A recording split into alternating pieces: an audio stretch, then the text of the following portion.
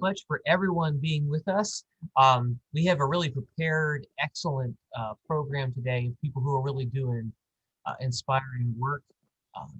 So welcome to Convocation. Last week we were engaged with thinking about the Holocaust, and our speaker last week really helped us frame historically the rise of religious nationalism, and even left us with thinking about what are the implications for today. But today we are thinking about the idea of human trafficking and labor trafficking and people who are really doing the work. So today we have 4 guests, but 3 I have bios of, but I'm going to let them introduce themselves in a second. Alonzo, Margret, and Linda are with us today, and it's a privilege to be able to even to begin to get to know them prior to this event. Without further ado, we'll let them introduce themselves and take away the program, but I want to say from the deepest of our heart, we really appreciate you taking your time and sharing with us what you're doing in the world. Thank you, Rob, very much. I am Reverend Dr. Alonzo Johnson. I am ordained Presbyterian minister in the PCUSA. I'm also the coordinator of the Self-Development of People Ministries of the Presbyterian Church. And we'll talk a little bit in our presentation about who we are and how long we have been in existence. And so that's who I am. Margret? Thank you, Rob, for having us. We really are looking forward to our time together. Margret Mwale, and I'm also with Presbyterian Committee on Self-Development of People. I'm the Associate for Community Development and Constituent Relations, and we look forward again to spending time with all of you. And I'll pass it on to Linda. Good morning, everyone. My name is Linda Oalican. I'm the Executive Director of Damayan. Damayan Migrant Workers Association is a workers organization based in New York. And we had, the blessing to be funded by SDOP in 2003. You are our very first funder. I would say that, Damayan, you will not be able to be what we are today if we did not, meet SDOP. So we're very thankful to you, and we're very excited that we're here to share the work of Damayan from 2003, hopefully, just, a snapshot. Yes. And I would like my companion to introduce herself too, Julia. Hi, everyone. Good morning. My name is Julia. I use she, they pronouns, and I'm the communications coordinator for Damayan, and it's a privilege to be here and speak with you all. Thank you. All right.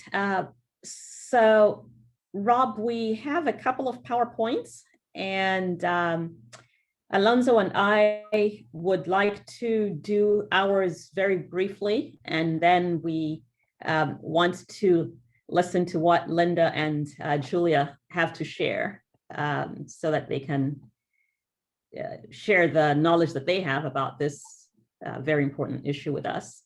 So am I able to share my screen at this point? Okay, thank you.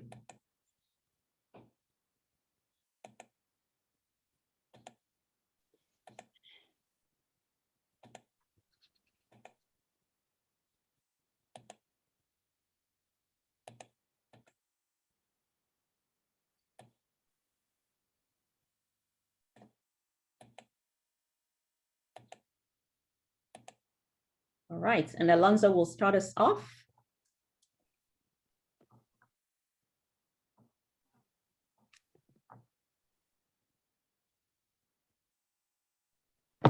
So what you're seeing on the screen right now, actually, these are all self-development of people funded projects through the years.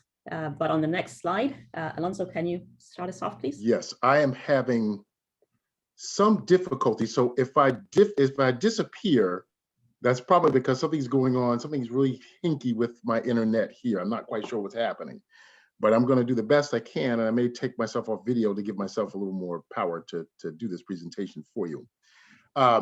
Really quick history of Self-Development of People Ministries. We came into existence through the Presbyterian Church in a very precarious and interesting way. we have been talking lately in our society about reparations. And very interestingly enough, even if you can imagine, even in the Presbyterian Church USA, reparations has still been a big issue. And so in 1969, this gentleman, James Foreman, who was Foreman was at, he was considered a radical. He was an activist. Worked with several organizations, Black Economic Development Conference in Detroit at the time. He was also connected to the Black Panther Party. And he created a document called the Black Manifesto. And the Black Manifesto laid out the kinds of things that the church would need to do, not so much to atone for its participation in racism, but to recognize the way that slavery and, of course, Jim Crow and the continual practices of racism would strip African Americans from social and economic power. And so the Presbyterian Church invited him to come and to present the Black Manifesto at one of our General Assemblies, which is one of our fancy big church meetings in 1969. And as you can imagine, people were not happy to hear what James Foreman had to say. But what Foreman lifted up was basically the fact that the church, the religious communities of America, owe Black people in the United States basically $5 million, or maybe it was actually even it was $5 million to do developmental work to atone for racism, but also to do the developmental work to put African Americans economically on par with white folks at the time. And so after those conversations, several folks in the Presbyterian Church, long story short, said, hey, we need a particular ministry and a vehicle to address these issues of disenfranchisement, and especially as they are connected with poverty. So the Self-Development of People ministry was born. And one of the brain children of this was the late, who just passed away recently, the late Presbyterian thinker, Reverend Dr. Gaylord Wilmore. And he was one of the ones instrumental in saying the church needs to respond to the issues that continue to plague poor people and prevent them from having equal access to power. And so that's kind of a brief history of who we are and how we came into being. And so, Margret, if you want to go to the next slide. Sure. And so the that's Margret right there. She can talk to you a little bit about our mandate. Yeah, we wanted to share this very briefly with you. What you see on the screen is our mandate to assist the Presbyterian Church USA in carrying out its global commitment to work towards the self-development of people that are economically poor, oppressed, or disadvantaged. And they will own, control, and benefit directly from projects that promote long-term change in their lives and communities. So this is quite long, but the gist of what we would want you to get from it is the type of projects that we're looking for are ones that the people themselves that are part of that project will own, control, and benefit directly from, and the fact that we are seeking to work with groups of people that are economically poor, oppressed, or disadvantaged in some way. Alonzo? Very briefly, our STOP structure is set up in a few tiers, if you will. So it's kind of like kind of a cantilever. But we're the larger national self-development of people, which is basically it is the staff within the larger mission agency of the church. For many of you who may not be familiar with the Presbyterian Church, our headquarters for Presbyterian Church USA is in Louisville, Kentucky. So, and that's where we sit, the National Self-Development of People offices. And we have a handful, some of us are with us on this call today. We have a handful of national committee members who are like a board. They're a board that helps decision-making processes, and also they're a working board. They go out and engage with communities like Damayan, as Linda will talk a little bit about that. And basically we are the ones that look at grants, but we also, as we look at grants, we recognize the ways that we can partner, which is a very important operational term, because it moves us away from paternalistic language, doing for. And so as this connects with human trafficking, the idea is, how do we partner with organizations who know this better than we do, who understand, what needs to happen better than we do. And so the National Self-Development of People, we look at grants, we walk alongside organizations, and we also learn. So we're kind of a learning hub for the church. We help the church engage these issues, but also when we learn from folks like Linda, we take that and we bring it to the church so they can understand better the issues that communities are facing. Margaret? So as was mentioned, self-development of people is organized both at the national level and what we also call the mid-council or the local level. And within the Presbyterian Church USA denomination, there is an organizational structure. The governing body is made up of what we call presbyteries and synods. And these are geographical areas within which the church is organized, and the governing of the church works out that way. And so there are presently around 29 mid-councils that have what we call local self-development of people committees. So for example, Linda and the project that we funded, the Damayan migrant organization, they were funded at the national level, but we also have several projects nationwide that are funded at the local level. And here in Louisville, there is a presbytery called the Presbytery of Mid-Kentucky, and there's actually a local self-development of people committee here as well. And I believe the chair is on this Zoom call with us too. And in 2019, self-development of people awarded grants to 37 projects at the local, national, and international levels. In 2020, we don't have those figures here in front of you, but we funded a lot more projects actually than we did in 2019. And part of that was also tied to COVID. So these are just a few things that we wanted to share with you. Really quickly, and for those of you who may not be Presbyterian, this may not matter as much, but for those of you who are Presbyterian and you remember the little fish boxes, if you were in Sunday school and you received the little fish boxes to put money in, some of you who are Presbyterian and you know exactly what I'm talking about, that comes to help fund self-development of people. And we are funded by folks in the church, people who sit in the pews. We are funded by the layperson. And it comes through an offering called the One Great Hour Sharing, which encompasses 3 ministries. Self-development of people. Many of you have probably heard of Presbyterian Disaster Assistance, they do a lot of work around disaster in the country, and also the Presbyterian Hunger Program. And so we are the 3 pillars, if you will, of the One Great Hour Sharing offering. So folks give us, they give to the offering, and then we're able to be the hands and feet for the church and do the kind of social justice types of ministries that are needed in the church. So this is how it breaks down. So for those of you who are Presbyterian and are not aware of how this works, here it is. For those of you who are not and could care less about any of this stuff, you'll get to see that one of the things that we like about this system is that it's kind of from the people, for the people, by the people, right? So we're really kind of working in concert with people in the pews. So it's about the people. And so this is a really beautiful thing about One Great Hour Sharing, is this kind of organic, kind of communal way that we do this work together. So what is human trafficking? That is basically what we are talking about, and we'll hear more about from Linda and Julia. The US government definition of human trafficking, i.e. Department of Homeland Security, says it's modern day slavery / illegal exploitation of a person. It is exploiting someone through force, fraud, or coercion.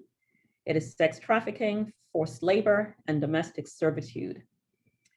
It's any person under 18 years that's involved in a commercial sex act. And human trafficking is happening everywhere, including in the US. Sometimes when we hear the term human trafficking, we might think it's happening far, far away from us. But it is actually happening even right here in Kentucky. And victims can be US citizens, or they can be any nationality, age, socioeconomic status, or gender. And recruitment, transportation, transfer, harboring, or receipt of persons by improper means, including forced abduction, fraud, or coercion for an improper purpose, including forced labor or sexual exploitation, is all encompassed under human trafficking as well as the illegal movement of someone across a border. So if you're looking for a definition, as you can see, it's fairly broad, but in a sense also it's, I think, pretty clear what it is. And we have at the bottom there, if you would like to do a bit more research yourselves, you're welcome to get on that website at your convenience. What we can also do is we can send you some, I will send Rob some links, or if I can do it quick enough with my computer, throw some of those links into the chat. But so policy statements, right? Here's the thing that's really important to lift up, especially as we are living in really precarious times. And as we are trying to figure out who gets to speak for God in this society, right? Presbyterian Church has always been a church about policy statements and about understanding what is our role and responsibility as Christians to the greater society, right? We know that there is a church and state separation, but there's always been this, if we're called by God to do God's work, then therefore this has to translate into some kind of statement or statements to be exact. And the Presbyterian Church USA, we have policy statements for just about everything. And a lot of it lays out for what it is, what do we believe about these issues, which is really important to connect, to make that connection between church and society. And so our policy statement from the 221st General Assembly, one of our big fancy meetings again, we have something called Human Trafficking and Human Rights, Children of God Not for Sale, 2016. If you are interested in this, and let me just say this, if you are interested in the issue of human trafficking, I would urge you, and we can make sure this link will be available to you, to go to the website to find this, and you can download these for free. So if you want to know what the Presbyterian Church says about a bunch of different issues, you can go to this site. But here's what we say about trafficking. And a lot of it is not just a bunch of 5 Presbyterians getting together and making a statement, right? This is about Presbyterian scholars in consultation, folks in the pews, folks in the community in consultation with scholars to really study the issue and lay out exactly what it is we believe. And a lot of it really hinges on the first chapter of Genesis, this idea of the imago Dei, that we are all created in the image of God. And being that that's the case, this is an anti-slavery statement, right? That no one is property, that no one should be dehumanized. So we start from that premise. And in that, we lay out exactly what this looks like.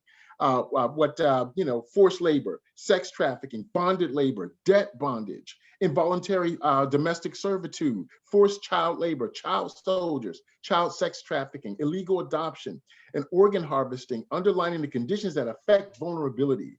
And so the church, Presbyterian Church, has really been concerned. We're concerned about these issues. We're concerned about how they operate in our society. We're concerned about the fact that people are made vulnerable by economic means, and we're concerned about the fact that we have to partner. We're concerned about the fact that folks are being drawn into this. Folks are being stolen. Folks are being taken. And so what do we need to say and do, most importantly, about it? So there's a praxis piece to this as well. But this gives you an idea of the policy statement and the purpose of the church making a statement and saying, we theologically believe this is wrong for this reason, and we're going to act in this reason. And this is kind of helps you understand in many ways our connection with Damayan and our connection with folks like the Immokalee workers. And so this gives you a sense of the theological, philosophical components of what the church believes about this issue, which helps us to analyze and act and partner and be very clear. And when I say this, I'll say something like this too. For many of us, that work at the National Church, we travel often. And one of the things that we do as a church, we actually vet out hotels, and we are part of an agreement to say we will not stay in a hotel. We will not do, we will not use services that allow sex trafficking to happen and are not doing something to battle it. So this is a serious issue for the church, and we're doing and we are looking to do whatever we can, resource-wise, to address the issue.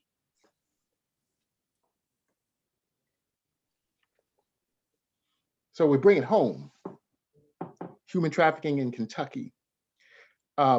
This is scary. Since 2007, and then 136 cases reported in 2019. I don't know if you all remember, but last March, there was a sex trafficking ring that was busted here in Louisville, Kentucky, about 9 men, and which brings home the reality of this issue. As a father with 2 kids, one being 15, the other being 21, and 2 daughters, I'm always concerned about what's going on around us. And I'm always concerned about the fact that, that our young people are a prey for this kind of this kind of evil. But it's real. And as you can see here, this is, the cases are rising. And a lot of this is connected to economic issues, right? Lack of access. It's connected to a bunch of different root cause issues that we'll get into later. But to be aware of the fact that this is Kentucky, this is where we are, this is our state, and this is what's happening. So it's happening around us. It's real, it's tangible. And these are things that we as folks, not just in the church, whether we be social workers. I think we were talking to Rob not too long ago, and some of you are studying social work and medical work and education. I mean, you have to be very, very conscious of this. And I will say this, I know Jefferson County Public School, they have on their website how to recognize human trafficking, because it has become such an integral way of kind of movement in our cities, moving people, and slavery is what it is, modern slavery. And so even the school systems have been aware of how do we get involved and recognize these things when they're happening. But this is real, and these numbers are real, and human trafficking as an issue is real and growing. So what are some root causes of human trafficking? Why does this problem exist? And we would like to share a few reasons with you. If you think of poverty or war or natural disasters, these are all most likely to be underlying, almost like natural underlying causes of human trafficking. We know that war means people are on the run, trying to get away from what's going on in their natural or home locations. And then also demand for cheap labor, as well as immigration policy. And then what about huge profits? And these are issues that, as you listen to the news, you'll find that they are in the news. We've all heard a lot about immigration. We know certainly natural disasters are happening globally. And traffickers are scheming to exploit the vulnerable and to conceal the crime. So all of these are root causes of trafficking. And when you have one, it's bad enough. But when you have all of these happening simultaneously, then we end up with the huge problem that we have today.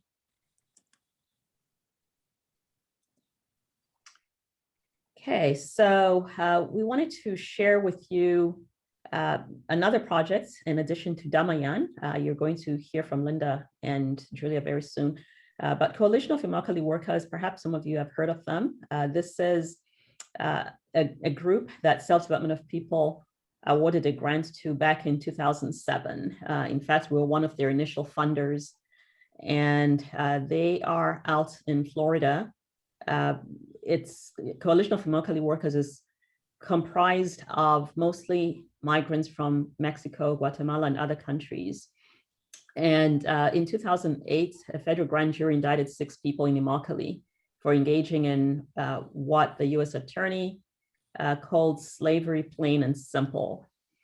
Employers were charged with beating workers who were unwilling to work or who attempted to leave their employment of tomato picking. And also the workers were held in debt and chained, and they were locked up inside U-Haul style trucks as punishment. I actually had traveled to Immokalee several years ago and saw these U-Haul trucks. They've kept them there just as a reminder of what happened and so forth. And it's really horrific that people would do this to their fellow human beings. All right, Alonzo? Before I introduce Linda to you, and just picking up what Margret stated, I was reading very recently the now considered controversial, right? Historic revisionism project, 1619 project, talk about slavery.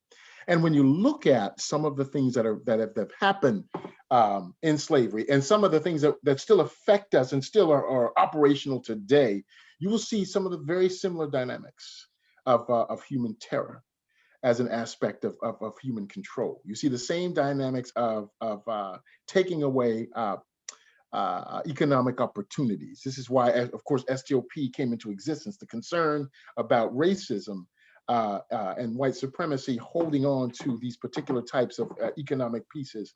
And what you can see as you look at slavery, the phenomenon of slavery in the United States as chattel slavery, as people slavery, right? You see the same things that are operational in human trafficking, the same kinds of dynamics of people as chattel. People who are being controlled, people who are being threatened, people who have no power, no economic power, no social power, people who are watched, who are, as one author, Michel Foucault, calls the panopticon, right? The idea that someone's always being watched and controlled, behavior is being controlled. And we have a lot of the similar dynamics in sex trafficking. So it is slavery. And one of the things that's really important for the church in standing up against slavery is recognizing the two pillars of anti-slavery in the Bible, one being Moses and the other being Jesus, both letting us know that slavery is not okay, and that slavery is an abomination to human life. And so with that said, I'd like to introduce you to Linda, who you've met already, but you will hear more about the work she's done. And we are excited about the work that we've done with Damayan. And STOP, this has been learning for us. Damayan have been great teachers for us, and this movement is growing and powerful, and is a real powerful voice in addressing the issues of human trafficking. So Linda, teach us. Good morning again.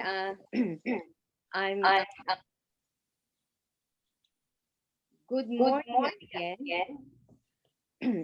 I'm very honored and humbled to be a presenter at this event. So thank you very much again, SDOP. So Margaret has described, human trafficking, and I just want to add some more information about it. So we know that, around the globe, there is between 20 million to 40 million people that are being trafficked into modern day slavery. It is also, estimates also suggest that only about 0.04% of survivors of human trafficking are identified, meaning that the vast majority of cases of human trafficking go undetected. Human trafficking earns global profits of roughly 150 billion a year for traffickers. 99 billion comes from sex trafficking, and arguably 51 billion a year come from labor trafficking. Globally, an estimated 71% of enslaved people are women and girls, while men and boys account for 29% of those who are trafficked. Women are 500% more likely to be trafficked. And among the women, it is the foreign nationals, especially the undocumented workers, who are more likely to become victims. Estimates also suggest that about 50,000 people are trafficked into the US each year, most often from Mexico and our homeland, the Philippines. So I would like to talk further about labor trafficking using the Philippine experience. So I was born in the Philippines. I was a government employee back home, but I couldn't support my two children to college, so I decided to come here. I am not a victim of labor trafficking, but I was a domestic worker for 18 years. So I am very familiar with the abuses in the industry that, spawns labor trafficking too. So our country, the Philippines, is blessed with rich natural resources. And so Filipino economists believe that if only these resources were left to use for the Filipinos, we could create a viable and sustainable economy. But our country, was believed that could support 200 million population. But today, the Philippines, with 109 million Filipinos, is really in abject poverty. There is chronic poverty and unemployment. And we know that, it is rooted in two basic problems in the Philippines. We are an agricultural country, and to our surprise, the Philippines has not modernized its agriculture. We have the natural resources, and we have, the manpower who are very educated, that we can modernize our industries, go work on industrializing our country. But those two things did not happen. And fast forward, we know the reason why, because we have been connected to the global economic structure where corporations exploit natural resources and human resources from poor countries like the Philippines to further the industries and grow their profits. So that's the backdrop of the sad story of the Philippine economy. In the 1970s, the late dictator Marcos came up with the labor export program to address the growing unemployment and unrest in the country. The labor export program is capitalizing on the surplus labor of the Philippines. The government told us, the best way to support our families and grow the economy of the country is to go abroad, to work abroad and send money back home. So now, so that's what happened. It's not only, an idea, it was implemented vigorously by the government in the Philippines. So now we see that almost 11% of our people are outside of our country working in different industries. Historically, only first we started as farm workers in, plantations of U.S. agri corporations in Hawaii and in other, industries that needed cheap labor. And then, America needed professionals, specifically doctors and nurses. So that was in the 60s. And, a brother of mine, who was a doctor, and I have, several sisters who were nurses, came here in the 60s. And they said, yes, the American dream is real, for all, foreigners who want to come here and, are ready to work hard, you can build a life, a good life in America. So I was, in my high school days, then, and I did not want to come here because I wanted to be a part of the movement in the Philippines, trying to address, the basic problems in the country. But that was in the 70s. Fast forward, we're now in 2020, and the Philippines is, I think, worse than it was in the 1970s. So we know that, 6,700 of our people leave the country every day, and at least 70% of these Filipinos are women. We come here in receiving countries like the US. We were, educated and professionals back home. We come here legally, as different kinds of visas.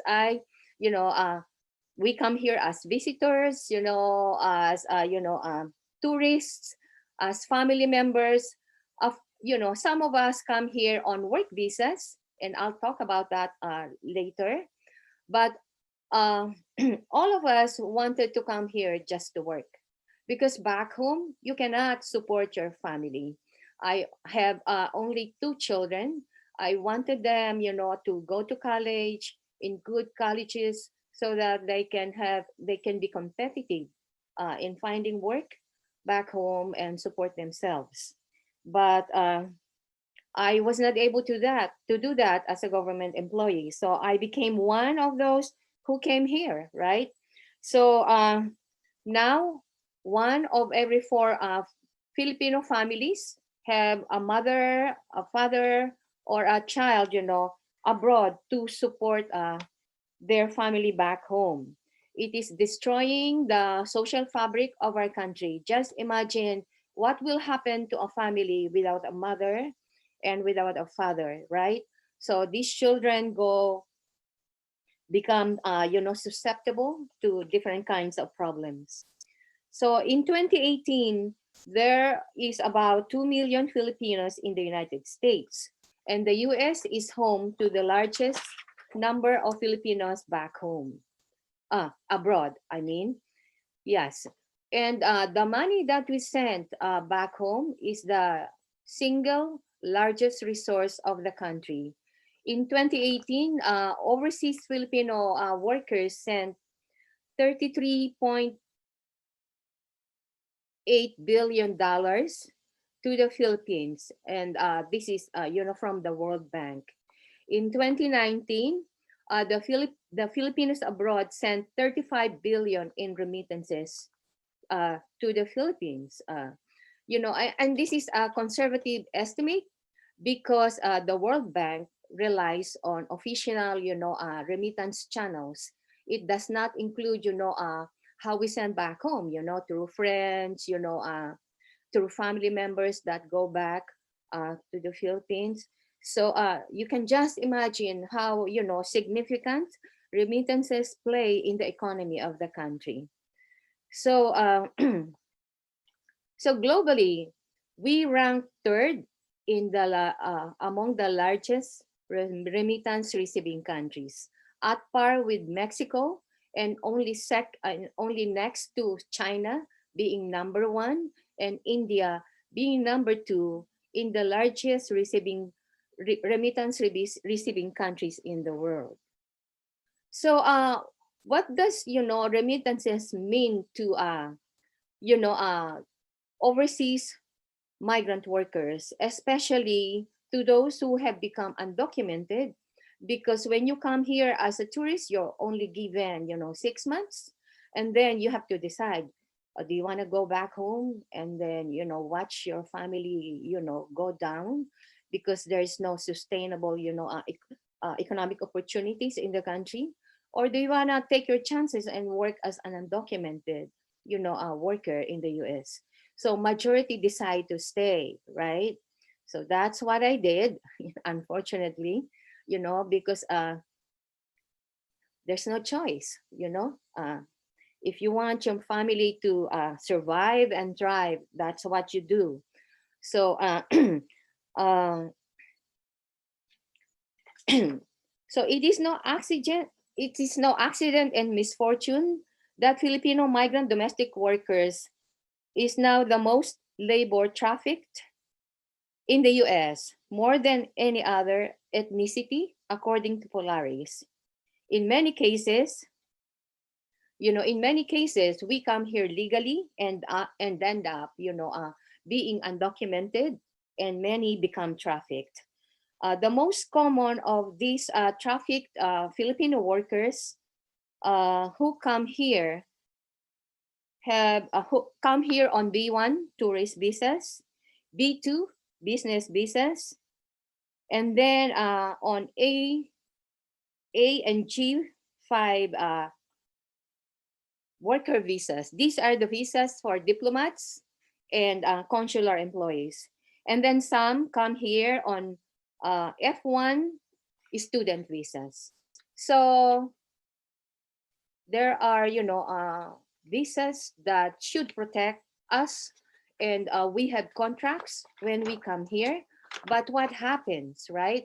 So to further illustrate that, we wanna share with you a story of Filipino labor trafficking survivor. And I want to introduce Julia, who will share the story of Biney.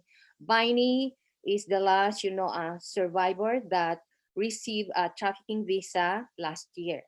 So we asked her if we could share her powerful story, and she said yes. She's happy to share that to inspire others. So Julia, please. Okay, so this is a story, a trafficking story of survival and empowerment. Bainey has permitted us to share this with you all. Bainey was born in Cotabato, Mindanao in the Philippines. For the past 14 years, she has worked as a nanny and domestic worker in 3 countries. She left the Philippines when she was just 18 years old to work in Saudi Arabia to support her family. As soon as she got into her employer's house, the employer took her passport and all of her clothes. With no other option, she worked there for 2 years, 17 hours a day, 7 days a week, with no days off. They paid her 26 cents per hour. That is $135 per month to clean a big house, cook, do laundry, iron, and take care of a child. They treated her like an animal and fed her only scraps and leftovers. When her 2-year contract ended, she had no choice but to find another job to support her family. In December 2007, she started to work in Doha, Qatar. And again, her employer took her passport. This time, she was paid 36 cents an hour, which is a 10 cents increase from Saudi Arabia, but still working 7 days a week for 15 to 20 hours a day. She said this work was harder because her employer had 11 grown children and more grandchildren who visited each day. Her employer was very strict and unkind to her, often yelling at her. After 10 months, her employer's daughter invited her to come to New York to work as a housekeeper and a nanny for her family. Bainey agreed, hoping that it would mean better working conditions. At the US Embassy in Qatar, the US official showed her a written contract and told her that she would be paid $1,600 a month to work 8 hours a day and have 2 days off a week. But right after she arrived at her employer's apartment in New York, her employer took her passport and travel documents and took her contract away from her. In this situation, she was forced to work 18 hours a day to take care of 4 children, cook, clean an apartment, do laundry, and iron clothes. For all of this grueling work, she was paid $300 a month, which was $1,300 less than promised. When Bainey begged her employer to let her return to the Philippines, they retaliated. They restricted her from leaving the apartment and talking with anyone else. They also threatened that if she had left, she would have to pay them back $4,000 because she did not complete her 2-year contract. One day, while her employer was sleeping, Bainey escaped the apartment, and she ran as fast as she could, and she sought refuge with a kind stranger. Fast forward to 2016, she attended a Damayan workers' meeting. She felt the support and encouragement from fellow trafficking survivors. And for the first time, she understood what it meant to be a labor trafficking survivor. Ria, Damayan's lead case manager, explained that Bainey was a victim of severe form of trafficking, and she signed her up for TVAP, the Trafficking Victims Assistance Program. Ria also connected her to the Urban Justice Center, and later she was connected to an attorney at Jenner and Block in Washington, D.C. So Damayan helped her apply for a humanitarian visa called the T visa. She successfully won her T visa last year, and she now lives in Maryland and works as a nanny and domestic worker for a family. Overall, Bainey said she feels empowered to improve her life. Thank you. Thank you, Julia. Now, can we start our, PowerPoint presentation? Yes. So my next piece, and I think we're still in time, are we? Margaret, yes, right? We're still okay, right? I will let Rob respond to that. How, We have about 8 more minutes or so. okay, so I think we can do the, quickly the PowerPoint. So, yes, thank you so much again, Julia. Baini is one of our social justice leaders, and she is, she is an example of what we're trying to do. So in 2007, Damayan decided to launch Baklas. Baklas is a Filipino word, and it has two meanings. The first one is to break free. The first meaning of Baklas is breaking free. It refers to the individual trafficked worker, and then their aspiration to break free from their exploitation. The second meaning of Baklas is dismantle. We connect that to the root causes of trafficking because we understand that it is the mainly economic factors that give rise to trafficking, that we cannot really combat and end trafficking and modern day slavery without addressing and changing the root causes of trafficking. So in 2007, we launched Baklas with the understanding, with the goal of helping individual workers to break free. We understand that the second goal is not achievable, maybe even in our lifetime, because that is a global problem. So, but we cannot just, Damayan does not believe in providing services alone to survivors. Yeah. So how do we do our work, right? We do massive, massive and wide scale and targeted outreach. By wide scale outreach, we post our work on Facebook and on our website. We also do interviews like this, and in the hope that survivors who are still in the shadows could hear our work. And but the most effective means of outreaching and connecting to survivors is through our survivors themselves, because they know how to spot, a victim and a survivor of trafficking. Like in a building, if you know that, an employer has a housekeeper or a nanny or a caregiver, but, you don't see that worker come out of the apartment. And if the worker comes out and throws garbage, that worker does not even, lift her head to look at you in the eye, something must be wrong. So it is the workers that know, fellow workers who are in a vulnerable trafficking situation. So we have many cases of those. We have many experiences helping those workers in those situations.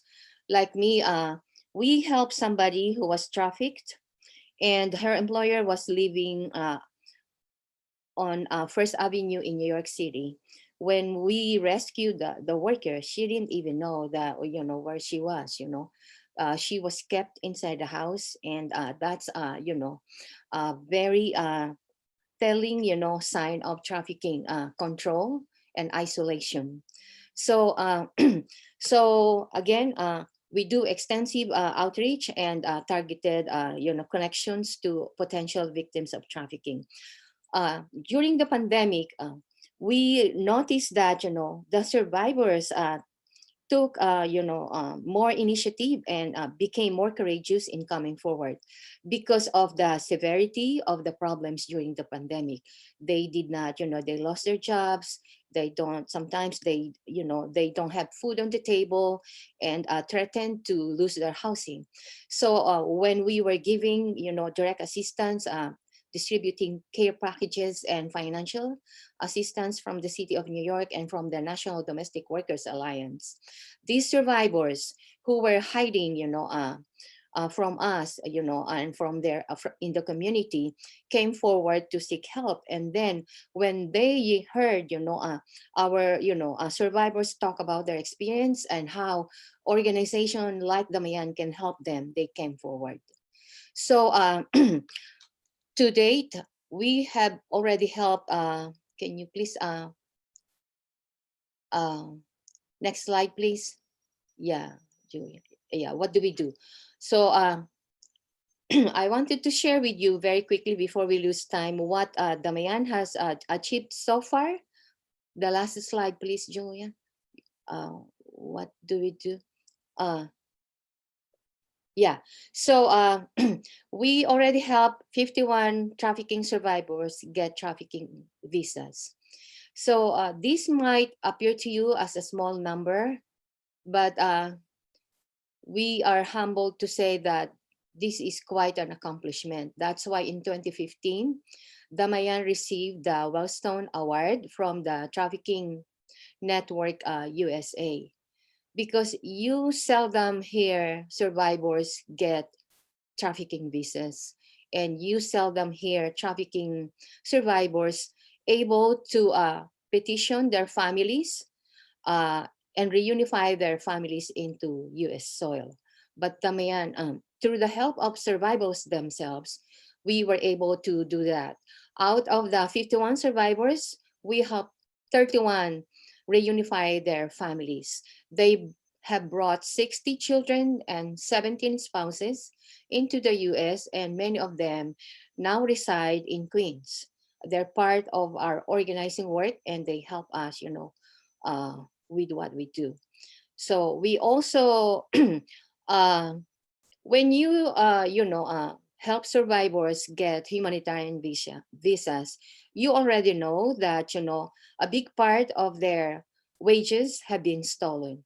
So we have helped them recover $1 million in stolen wages.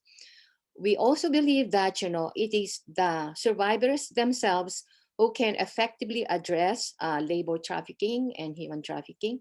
So we are into organizing and leadership development of trafficking survivors. So we're focused in developing them as social justice leaders. And how do we do that? We do legal clinics. First, we ask them to volunteer in those clinics.